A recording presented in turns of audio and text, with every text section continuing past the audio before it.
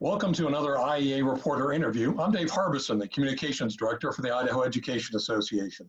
Today, we're visiting with some IEA members who have a unique perspective on the emergency learning practices that took place during the soft closure of Idaho schools and what things could or maybe should look like when schools reopen in the fall. These educators are also parents themselves, and they've seen emergency and online instruction from both sides. We welcome in Sally Mitchell, who teaches at Capitol High School in Boise, and Lacey Watkins, who teaches at Lena Whitmore Elementary in Moscow. Sally, let's backtrack a few months to start our discussion. What were your expectations as an educator when you heard about the rapid pivot to emergency instruction, and how did you adjust as time went on? I didn't know what to expect initially. There was a little bit of anxiety, but I think my district was really good about being proactive and just trying to get their priorities straight. So the first thing that we did was we were supposed to contact families and just see how they're doing and make sure that we keep those relationships intact with students and parents. So I think once I knew that my district had a simple but effective plan and that it really involved those relationships, then I sort of recognized that the rest of the process would be governed by that. And so that was a really positive thing. Lacey, what was your experience like as you tried to stay connected with students, much like Sally said that's kind of the first step? Right. So my role at Lena Whitmore is the intervention teacher. So I work with 3 paraprofessionals, and we have about 75 to 80 students that see us. So unlike a general education teacher, I had more students to contact. So I kind of started a chart of everyone enrolled in my program, and then started working through making phone calls to parents to check in and let them know if they had any questions about support or academic support or tech support, that they could contact me and how to get a hold of me. And then trying to find ways to set up meeting with students, because I didn't really have a whole class to meet with. So I used like a sign up program so that as parents were working through things, they could start signing up to have assistance on sticky spots. And all of that was a process of like, how am I going to tackle making sure that I can contact parents and students and make sure they have support. And for both of you, how challenging was it to then pivot from that initial stage of let's just make sure we're connecting with them, find out if they're okay, physically and emotionally, and touch those bases, and then moving forward to some level of academic instruction?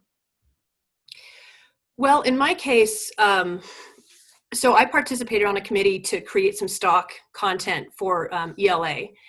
And so I was pretty busy right away, but I know that with my district, we wanted to ensure that students had devices and also access to internet, so both laptops and hotspot devices and so forth.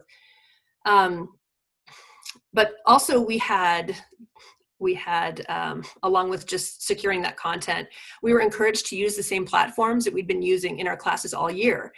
And students, their grades were frozen with whatever they had at the time and that sort of thing.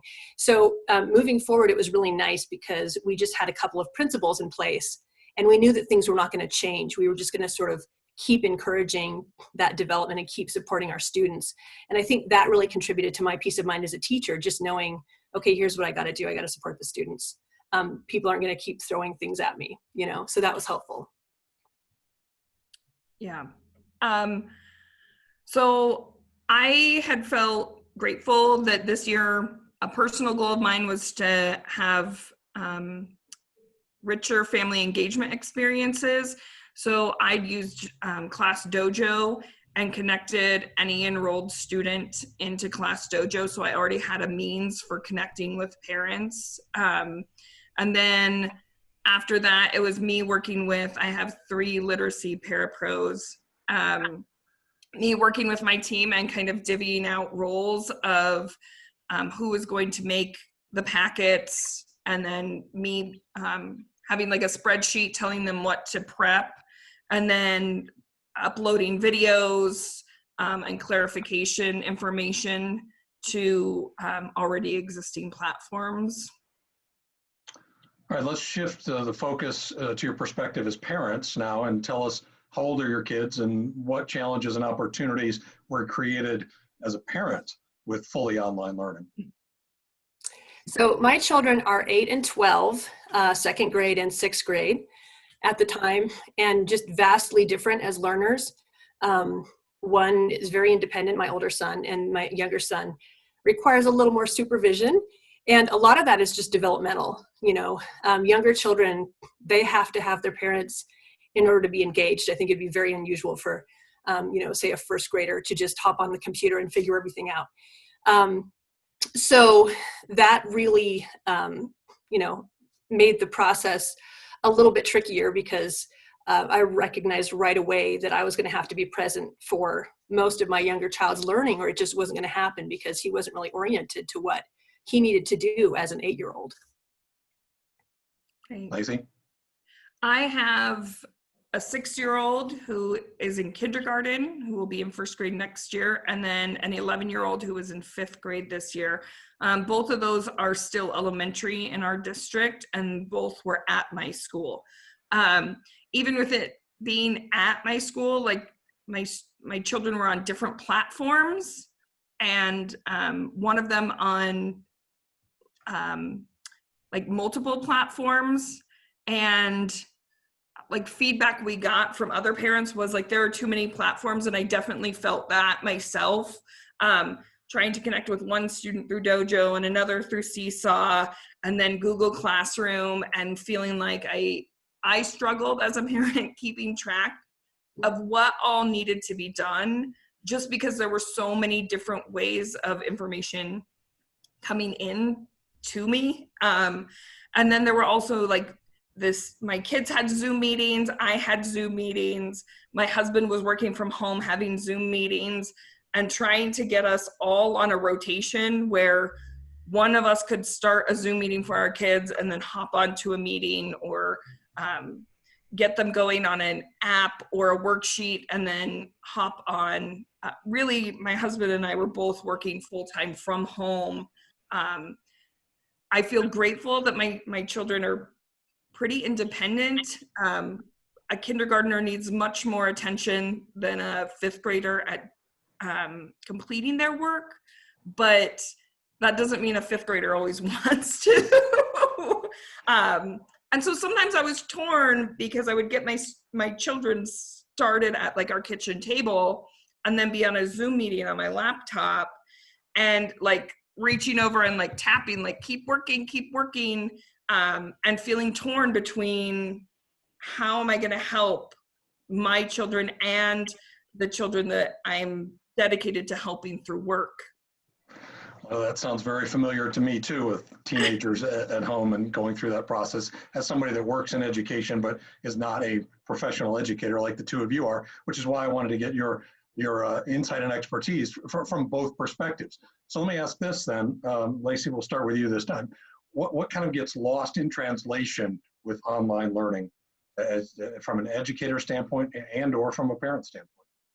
Right. So I think as a teacher, what gets lost in translation is the formative assessment that I'm constantly doing in my brain when I'm working with a student. So if I'm working on a worksheet that say I sent home, in my head, as a student's completing that, I'm asking them questions. So let's say I'm working with a kindergartner and we're drawing the letter A, and I'm telling them, don't forget to start at the top. Good penmanship starts at the top, because that's a precursor for that going into cursive, having that correct formation. And then, oh, you made A, what sound does A make? Can you think of something that starts with A? There are so many layers that I layer upon one worksheet. And if a student doesn't respond, then I realize like, okay, we're gonna have to work on this letter for longer. All of that gets lost because I'm not the one providing that supervision while they're doing that worksheet. So as a teacher, that was really hard for me to lose out on that give and take. As a parent, I feel like as a teacher, I understand the standards, I understand the worksheets, but that scope and sequence of what they're working towards and where they're coming from, I haven't been that background on building up those math skills with my daughter in the classroom. So what models she's been taught versus what models I know to teach would cause a little bit of contention for us. Like I tried to teach a model and it frustrated her because who wants to learn from mom? But they just hadn't learned it yet. So once it was taught in class, it was much better for her to use that model. So it, like as a teacher, I struggled with it at home. Kids really push back more to their parents than they do their teachers. And I felt it. We know that the digital platforms in 2020 have a place in learning and in instruction, but we also know that it's not a substitute for the classroom experience. Sally, with that kind of prism, what did you experience and what gets lost? Well, so there are two things for me, both as a parent and as a teacher, in different ways. And the first is just immediacy, that sense of immediacy, you know, because teachers are timekeepers. And so we orient kids to the clock and we tell them when we're going to switch it up and we form routines and everything.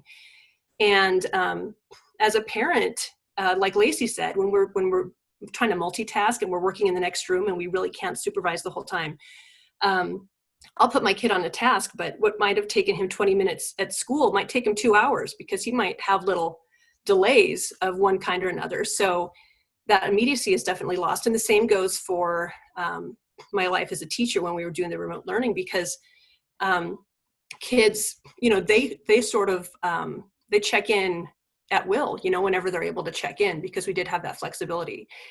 And so it's just really hard to get kids to figure out that, you know, like, please do this right now because you're going to have other things that you're going to need to worry about later. So that immediacy was lost on in both of those areas. But I would also say just engagement, you know, engagement is so obvious to say, but when you have a classroom full of kids, they're all there physically, right? And some are more engaged than others, but they're all engaged to some extent just by virtue of the fact that they're there. So, you know, kids who don't log on or they don't attend video meetings or they don't return emails or what have you, I can walk over to a kid's desk and say, hey, I really want you to be part of this conversation. But then you have to do it kind of one-on-one. And sometimes they don't respond. You don't know which is best, you know, texting or email or whatever. Likewise, as a parent, with that engagement, it all depended on me, you know, at least for my younger child. So both of you brought up in some form or fashion time management, which educators are very adept at. Is that something that parents had to learn? And do you think parents, as a result of this experience over the last few months, maybe have a new appreciation for the depth and the breadth of the work that educators do? I think they do to a degree, but I think there's a lot behind the scenes they didn't see as well. Like working with their child on a packet, I think was overwhelming because you do get that pushback more as a parent. And you haven't taken the methods classes. Both of us have talked about, you know, standing next to a desk. I mean, that is a tool we've been taught to have close proximity to keep engagement going, or just little tools that I'll bring in for engagement, like Play-Doh or touching cubes or something. All of that is lost, and it's not something you can just immediately transfer over to home learning. That takes time and trainings to get people comfortable with that. So I feel like it was a really difficult thing to lose that part. And I think also like the breadth of what we do, like parents saw how much work was coming home, like how much we really do with their students on a given day, but the thought behind why we're choosing it, or where we're headed with it, or the meetings we have to help us prepare for those. I think some of that is still kind of hidden. Sally, how about you? How much of an eye opener do you think this was for parents? I think I can only speak for myself, but I really felt as if my appreciation for teachers depended on my engagement as a parent, because, you know, it's sort of like being absent from class. If you're not there, you don't even know what you missed. And so I think a lot of parents were just really, you know, this has been a time of great struggle. We all know that, and people have had such a variety of circumstances. And so I think parents that were engaged, they were able to be engaged, I think probably have a great appreciation.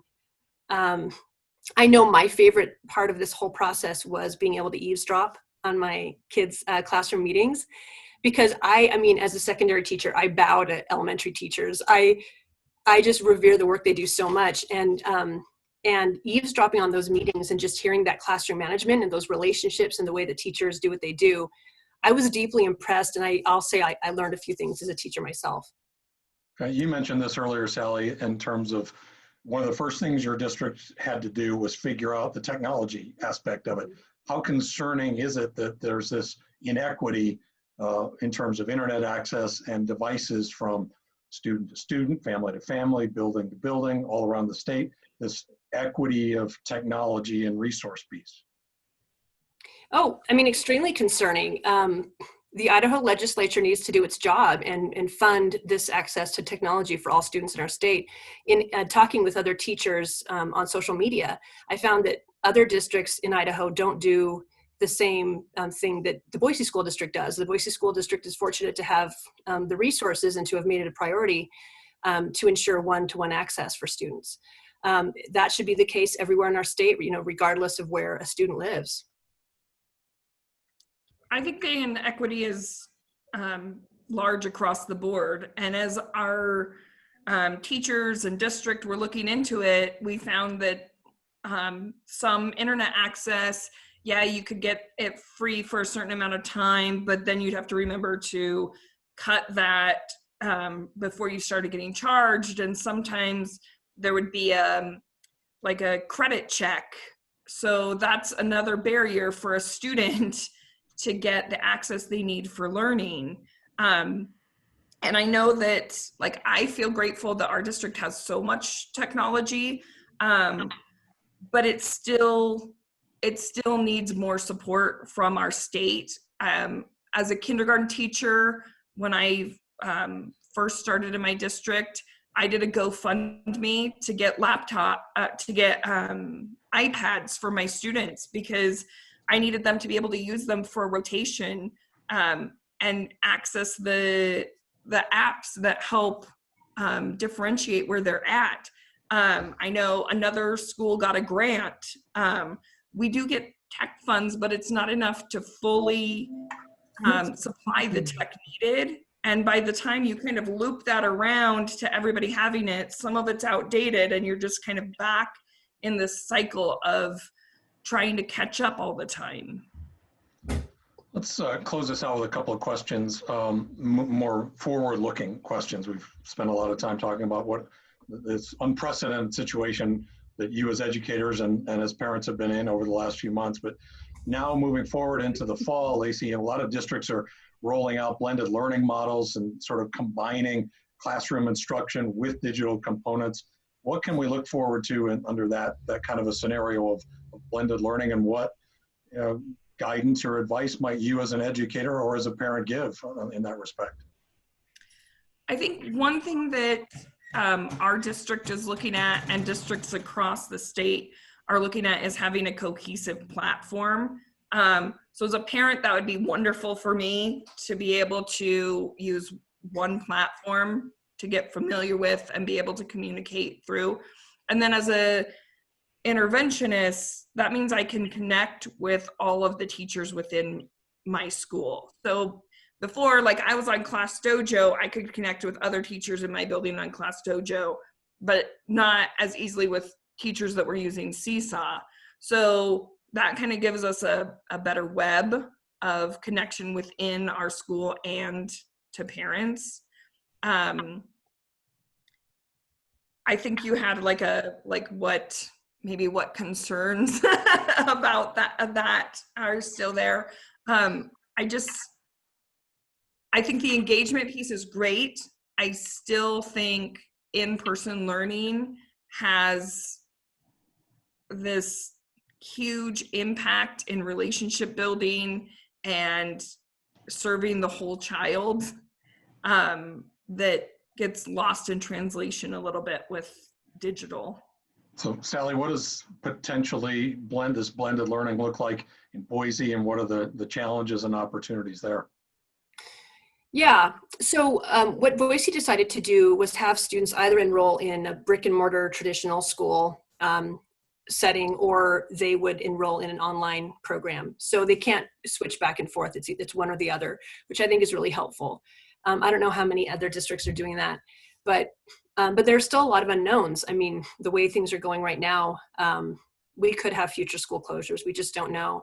And so I feel as if, as a classroom teacher, as somebody who's going to be in that traditional setting, one of the things I need to really make a priority is just orienting my students to some of those possibilities, making sure that they feel confident in their remote learning, platform that they're using. We use the Google Suite in Boise.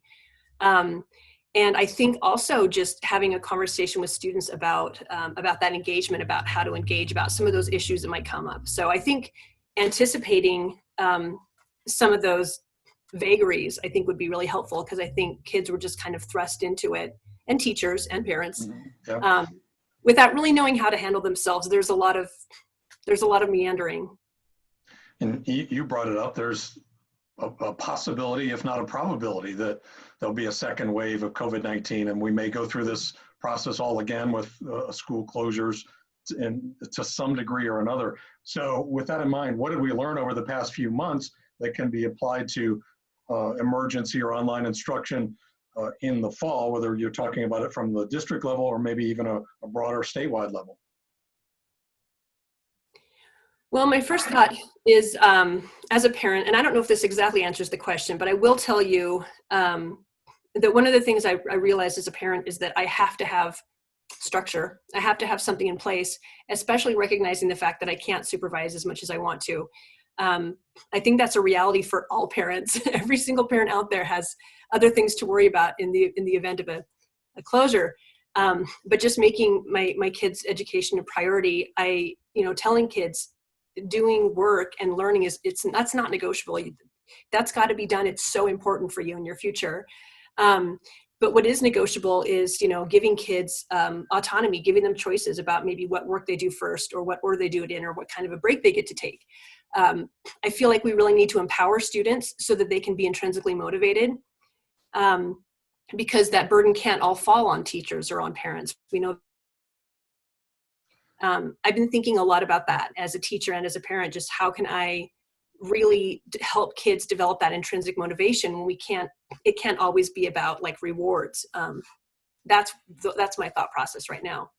All right. Lacey, what should we have learned over the past few months from an educator standpoint and or from the standpoint of those people that are making policy decisions either at the state or local level? Yeah.